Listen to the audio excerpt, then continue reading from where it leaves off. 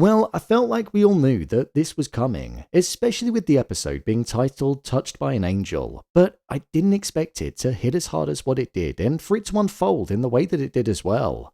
Dexter Resurrection episode 9 is here, and I think this has to go down as one of the most iconic endings in the entirety of Dexter. Batista just couldn't let go, and sadly, as we all predicted, it was the very thing that ended up consuming him to the point of no return. With Dexter's true identity finally being revealed to Leon Prater and Charley, and him ultimately ending up locked inside of the vault with no way out, that final scream at the end was a piece of emotion that sent shivers through the entirety of my body. So with that, let's dive into this episode and break down all the important details. Here is Dexter Resurrection episode 9 Ending Explained. Just to let you know, this video will contain spoilers. Batista's death. First off, rest in peace to the legend that is now former Captain Angel Batista, and honestly, what a way for him to go. The sad reality of his death is that he knew the true identity of the Bay Harbour Butcher, but he ultimately fell victim to the whole boy who cried wolf syndrome because he came across as an obsessed individual that was suffering due to the death of his ex-wife and the framing of his former partner. If it wasn't for Batista holding on to looking to get justice, something that any good cop would do, he'd still be alive. The meal that Dexter was at with Harrison, where Prater confronted him, proved to be the beginning of the end, because the photos that Batista snapped of Dexter and Prater together meant that when he left the New York Police Department, after seeing the poster for the gala that Prater was hosting, he recognized him, went to Prater's house and revealed the true identity of Dexter Morgan to him, showing Leon that Charley was right to have her suspicions. I loved it because when Batista said that he knew the man in the photo as Dexter Morgan and that he worked with him in the homicide department for over 20 years, it was almost like 9 whole episodes of Dexter acting like this and putting in the hard work was undone with one singular sentence. It was almost poetic because there was nothing that Dexter could have done about it. Before all of this happened though, we saw that Dexter actually planned on killing Prater because he found out through Charley that the conversation and threat that she made towards Harrison was tasked to her by Prater, even though Prater himself agreed with Dexter that he'd leave his son alone. To Dexter, it showed that Prater had no morals and he knew that he had to be dealt with because he now fit the code, because the kill was gonna have meaning. Prater threatened the life of Harrison and also him, so he needed to be taken out. This is why Dexter ultimately ended up at Prater's mansion the following day when Batista was there.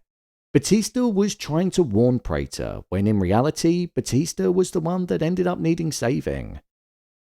When Dexter walked into Prater's house, Leon referred to him as Red at first, but when Charley was behind Dexter, he called him Dexter Morgan, showing that the penny had dropped.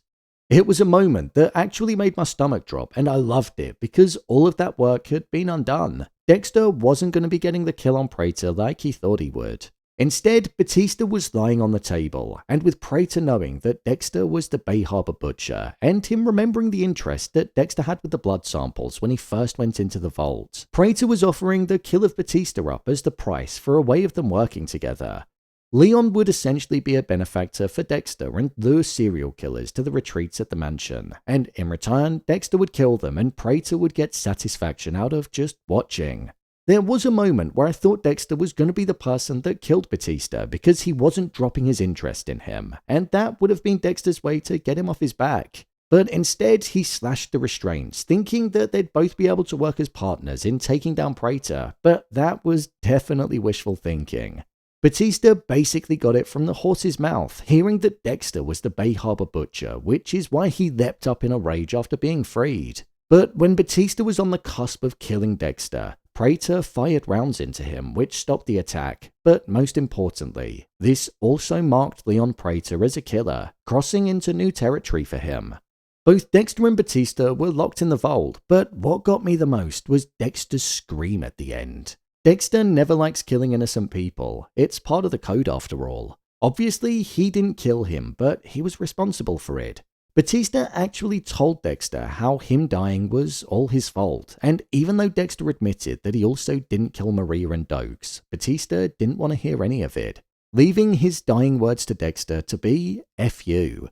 I like the fact that Dexter didn't actually end up killing Batista. Even though he was proving to be a threat, there was a sense of care for Batista because of how they worked together in the past all of those years ago. And in that moment, I genuinely did believe that Dexter thought Batista was on the same wavelength as him. But sadly for Dexter, it's just the lifeless body that he's stuck in the vault with whilst the party's going to be occurring outside.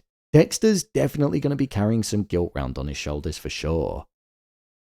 What will bring Leon Prater's downfall? So when it comes to what could cause Prater's downfall, I actually think Charley could be key to it.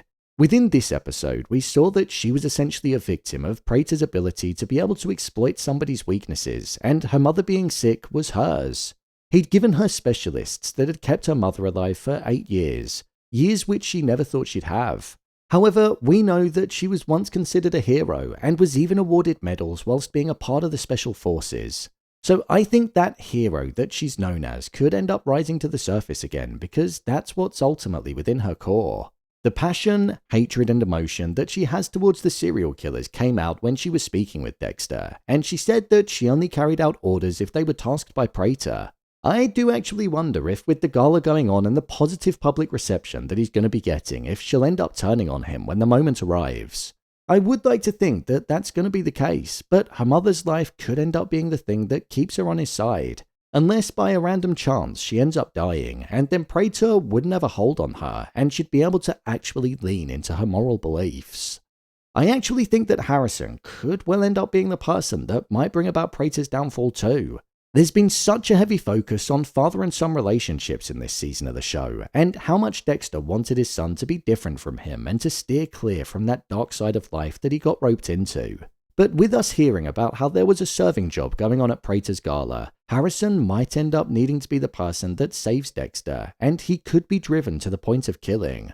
Ultimately entering that dark side of his mind that he never wanted to return to again in order to save Dexter and put Leon Prater's name in the spotlight for all of the wrong reasons. I've said for quite a while that I don't think Harrison will get a happy ending. And with this taking place in a building full of police officers, I think Harrison might end up getting caught and going to jail if he does do something wrong. This would leave the season with Dexter just carrying an extremely large weight of responsibility on his shoulders for the death of an innocent man and also the ruining of the life of his son. So I'm looking forward to seeing how Dexter is actually going to get out of there. The New York Ripper clues. Within this episode, there was another clue that was given to us about who the New York Ripper could be. Detective Wallace and Detective Melvin Oliva were looking at photos of the tool that the Ripper could have actually used, and who could have it.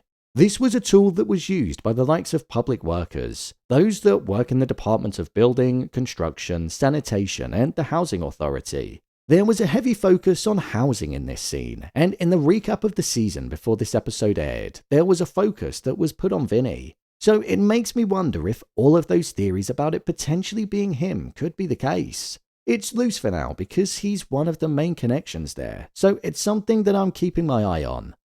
My review of the episode.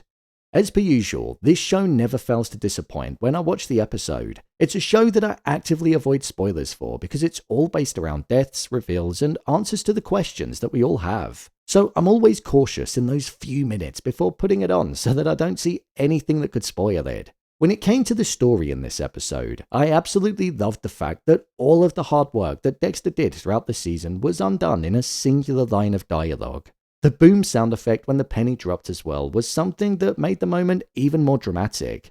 I thought the pacing of this episode was really well handled considering the circumstances. It was all building up to the death of a major character, and they built it in such a slow way. They teased us with the potential death of Charley, teased us with the potential death of Batista at the hands of Dexter, and then finally hit us with his actual death.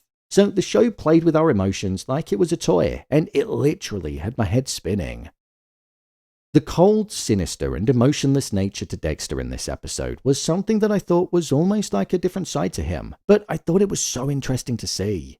Watching how he responded to Harrison being used as a pawn in Prater's game and him taking personal offense to it was something that showed a different side, and also that he'd do anything for his son, showing just how solid that relationship was now. In terms of how penultimate episodes usually go, it definitely ended with the bang that we usually like to see in them as it leads into that finale. The death caught me off guard, it had me feeling emotions, and it's going to be getting spoken about for a while. So for that reason, it was an incredible penultimate.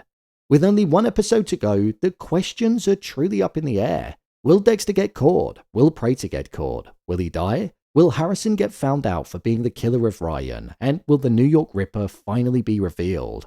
For that, we'll just have to wait and see. So, there you have it, Dexter Resurrection Episode 9, Ending Explained.